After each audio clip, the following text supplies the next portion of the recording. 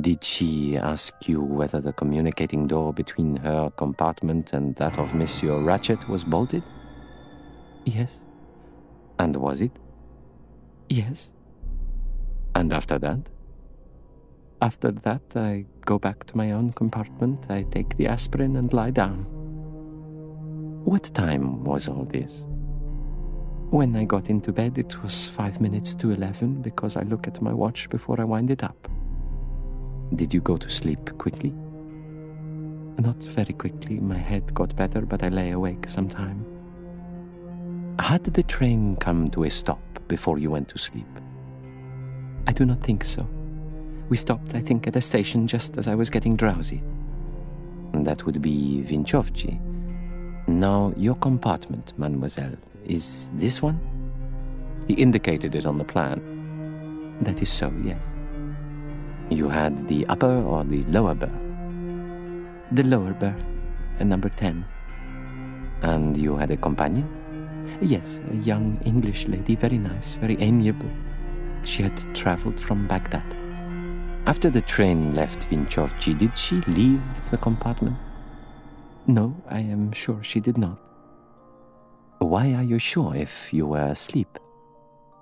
I sleep very lightly. I am used to waking at a sound. I am sure if she had come down from the berth above, I would have awakened. Did you yourself leave the compartment? Not until this morning. Have you a scarlet silk kimono, mademoiselle? No, indeed.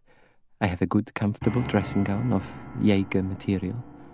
A pale mauve abba, such as you buy in the East. Poirot nodded. Then he said in a friendly tone, "Why are you taking this journey? A holiday?" "Yes, I am going home for a holiday. But first I go to Lausanne to stay with a sister for a week or so." "Perhaps you will be so amiable as to write me down the name and address of your sister." "With pleasure." She took the paper and pencil he gave her and wrote down the name and address as requested. "Have you ever been in America, mademoiselle?" "No, very nearly once. I was to go with an invalid lady, but it was cancelled at the last moment. I much regret it. They are very good, the Americans. They give much money to found schools and hospitals. They are very practical." "Do you remember hearing of the Armstrong kidnapping case?" "No, what was that?" Poirot explained. Greta Olson was indignant. Her yellow bun of hair quivered with her emotion. "That there are in the world such evil men, it tries one's faith. The poor mother. My heart aches for her." The amiable Swede departed, her kindly face flushed, her eyes suffused with tears. Poirot was writing busily on a sheet of paper. "What is it you write there, my friend?" asked Monsieur Bouc. "Mon cher, it is my habit to be neat and orderly. I make here a little table of chronological events." He finished writing and passed the paper to Monsieur Bouc. 9:15, train leaves Belgrade. About 9:40, valet leaves Ratchet with sleeping draught beside him. About 10 o'clock, McQueen leaves Ratchet. About 10:40, Greta Olson sees Ratchet, last seen alive. NB, he was awake reading a book. 10 past midnight, train leaves Vinkovci, late. midnight, train runs into a snowdrift. 37 minutes past midnight, Ratchet's bell rings, conductor answers it. Ratchet says, "Ce n'est rien, je me suis trompé." About 1:17, Mrs. Hubbard thinks man is in her carriage, rings for conductor. Monsieur Bouc nodded approval. "That is very clear," he said. "There is nothing there that strikes you as at all odd?" "No, it seems all quite clear and above board. It seems quite plain that the crime was committed at 1:15. The evidence of the watch shows us that, and Mrs. Hubbard's story fits in. For my mind, I will make a guess at the identity of the murderer. I say, my friend, that it is the big Italian. He comes from America, from Chicago. And remember, an Italian's weapon is the knife, and he stabs not once, but several times." "That is true." "Without a doubt. That is the solution of the mystery." Doubtless, he and this Ratchet were in this kidnapping business together. Cassetti is an Italian name. In some way, Ratchet did on him what they call the double cross. The Italian tracks him down, sends him warning letters first, and finally revenges himself upon him in a brutal way. It is all quite simple. Poirot shook his head doubtfully.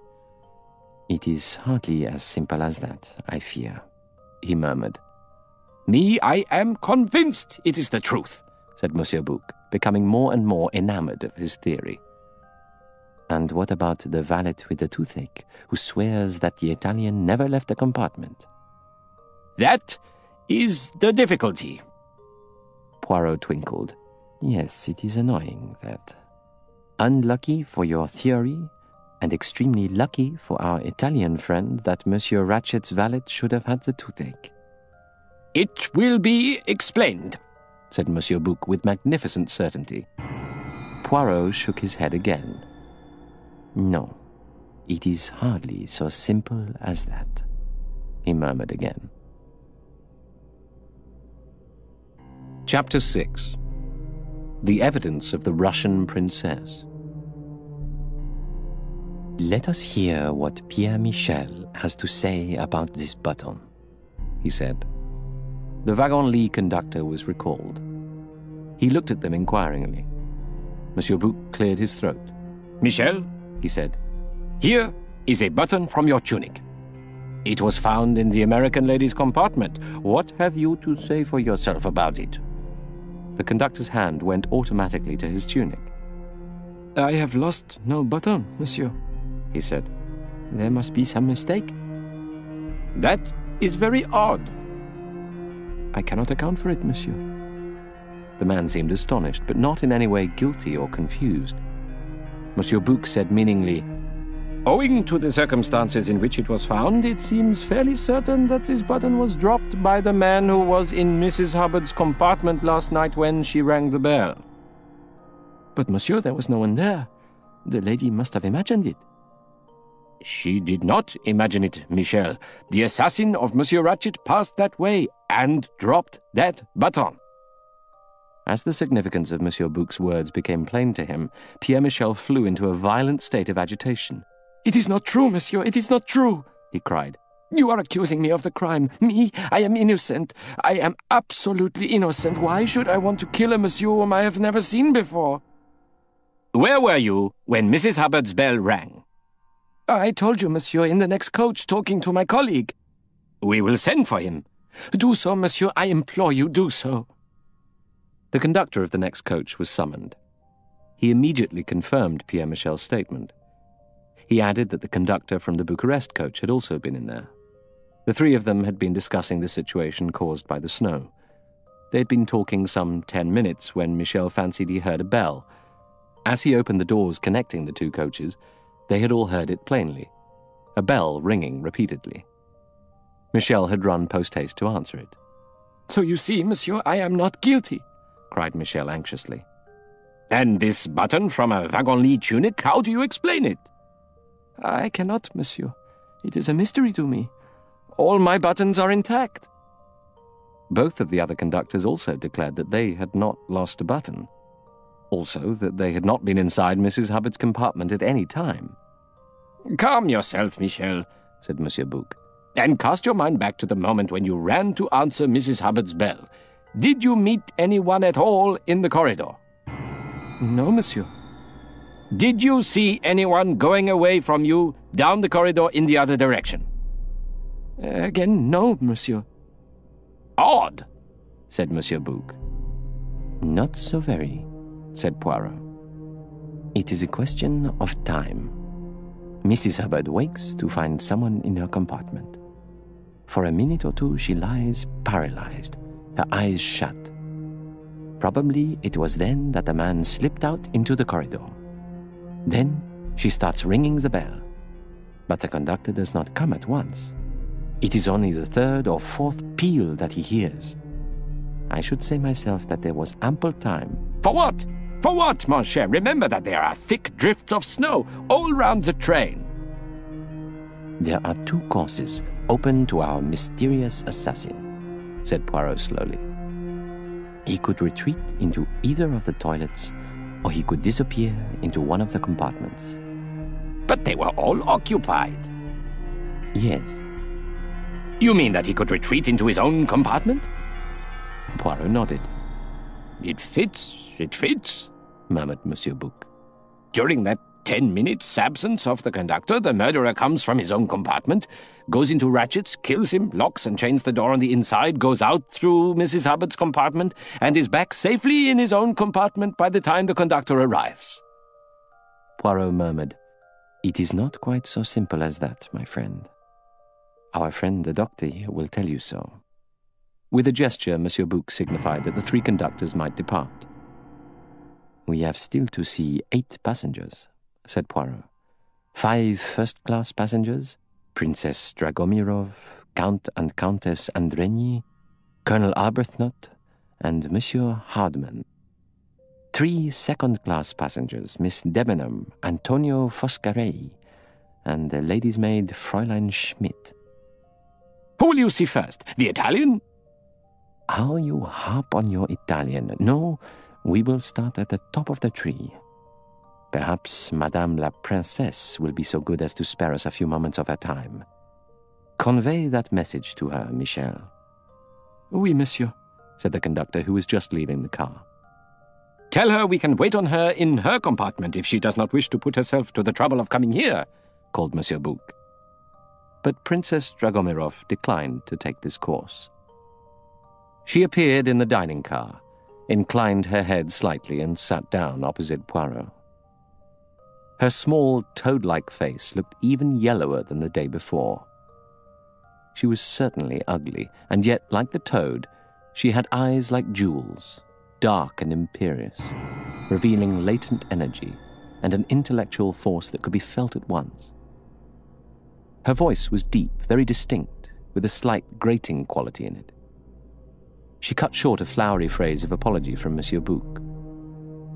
"You need not offer apologies, monsieur. I understand the murder has taken place. Naturally, you must interview all the passengers. I shall be glad to give all the assistance in my power." "You are most amiable, madame," said Poirot. "Not at all. It is a duty. What do you wish to know?" "Your full Christian names and address, madame. Perhaps you would prefer to write them yourself." Poirot proffered a sheet of paper and pencil, but the princess waved them aside. "You can write it," she said. "There is nothing difficult. Natalia Dragomirov, 17 Avenue Kléber, Paris." "You are traveling home from Constantinople, madame?" "Yes, I have been staying at the Austrian embassy. My maid is with me." "Would you be so good as to give me a brief account of your movements last night from dinner onwards?" "Willingly. I directed the conductor to make up my bed whilst I was in the dining car. I retired to bed immediately after dinner.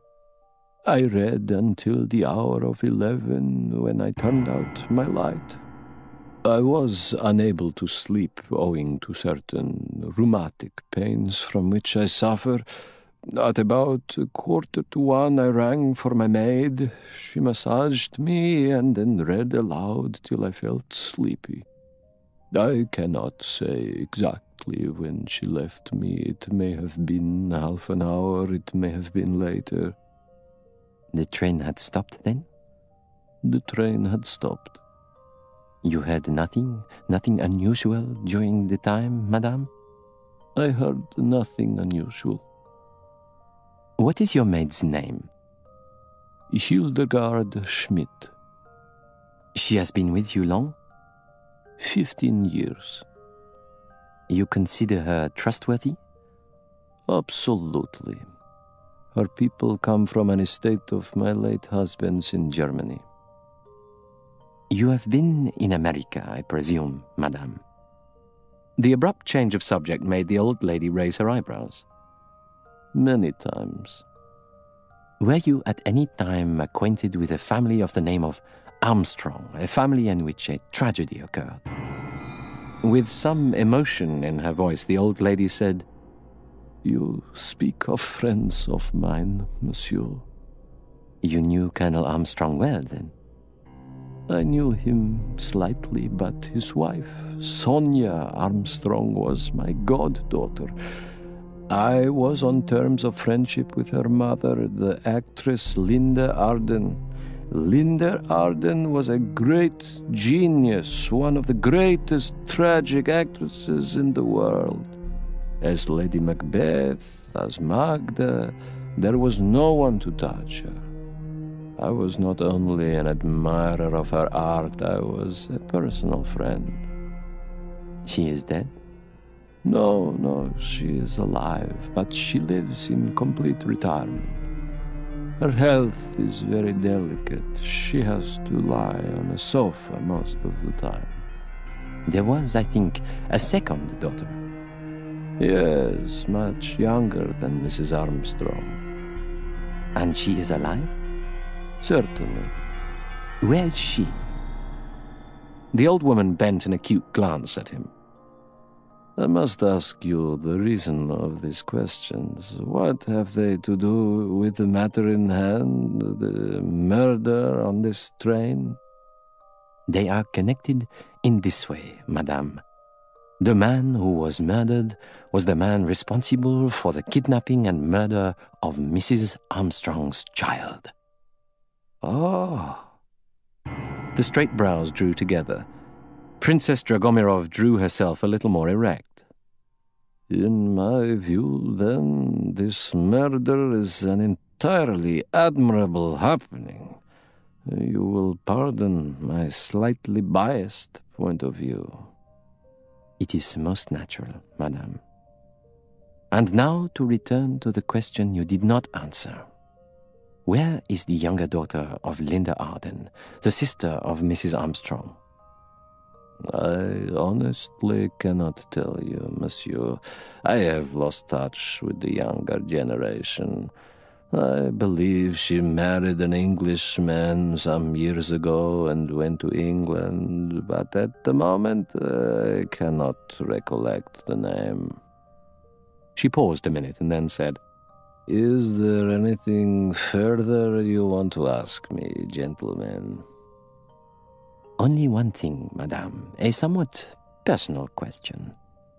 The color of your dressing gown. She raised her eyebrows slightly. I must suppose you have a reason for such a question. My dressing gown is of blue satin. There is nothing more, madame. I am much obliged to you for answering my question so promptly. She made a slight gesture with her heavily beringed hand. Then, as she rose, and the others rose with her, she stopped. You will excuse me, monsieur, she said. But may I ask your name? Your face is somehow familiar to me. My name, madame, is Hercule Poirot, at your service. She was silent a minute, then, Hercule Poirot, she said. Yes, I remember now. This is destiny. She walked away very erect, a little stiff in her movements.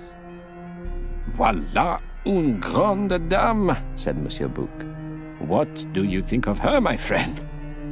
But Hercule Poirot merely shook his head. I am wondering, he said, what she meant by destiny. Chapter 7. The Evidence of Count and Countess Andrenyi. Count and Countess Andrenyi were next summoned. The Count, however, entered the dining car alone. There was no doubt that he was a fine-looking man, seen face to face. He was at least 6 feet in height, with broad shoulders and slender hips. He was dressed in very well-cut English tweeds, and might have been taken for an Englishman had it not been for the length of his moustache, and something in the line of the cheekbone. Well, messieurs, he said, What can I do for you? You understand, monsieur, said Poirot, that in view of what has occurred, I am obliged to put certain questions to all the passengers. Perfectly, perfectly, said the Count easily. I quite understand your position. Not, I fear, that my wife and I can do much to assist you. We were asleep and heard nothing at all. Are you aware of the identity of the deceased, monsieur? I understand it was the big American. A man with a decidedly unpleasant face. He sat at the table at mealtimes. He indicated with a nod of his head the table at which Ratchet and McQueen had sat. Yes, monsieur, you are perfectly correct. I meant, did you know the name of the man? No.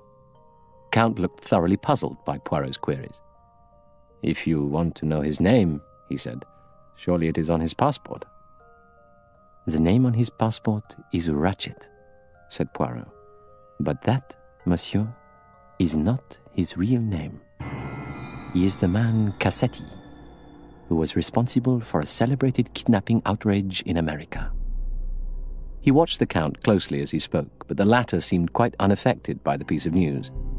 He merely opened his eyes a little. Ah, he said, that certainly should throw light upon the matter. An extraordinary country, America.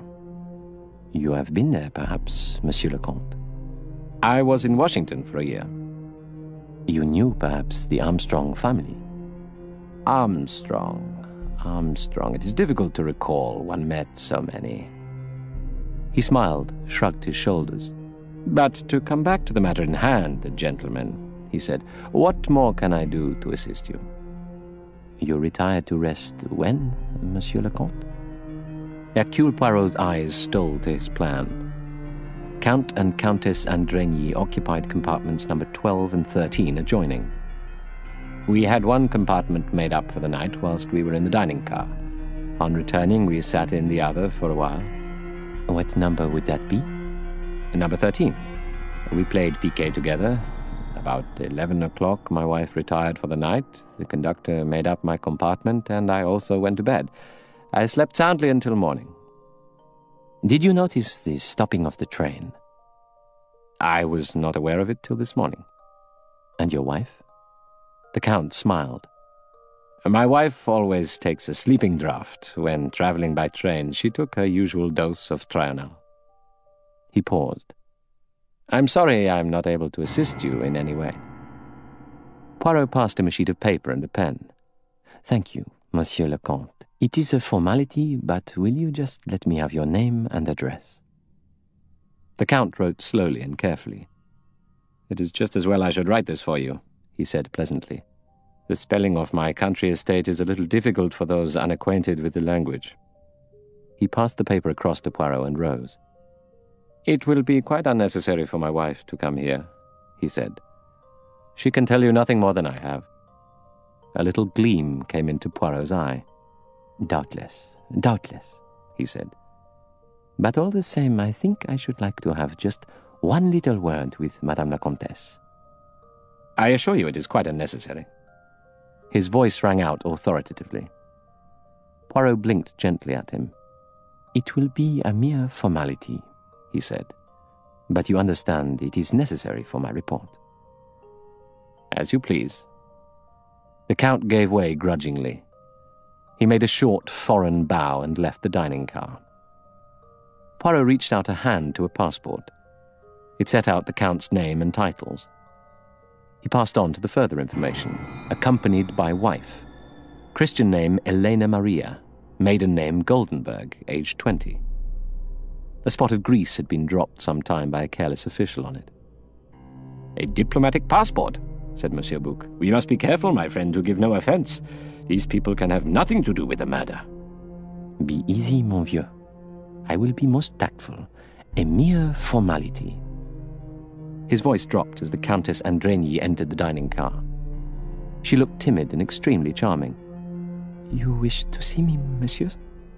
A mere formality, Madame la Comtesse. Poirot rose gallantly, bowed her into the seat opposite him. It is only to ask you if you saw or heard anything last night that may throw light upon this matter. Nothing at all, monsieur. I was asleep. You did not hear, for instance, a commotion going on in the compartment next to yours. The American lady who occupies it had quite an attack of hysterics and rang for the conductor. I heard nothing, monsieur. You see, I had taken a sleeping draught. Ah, I comprehend.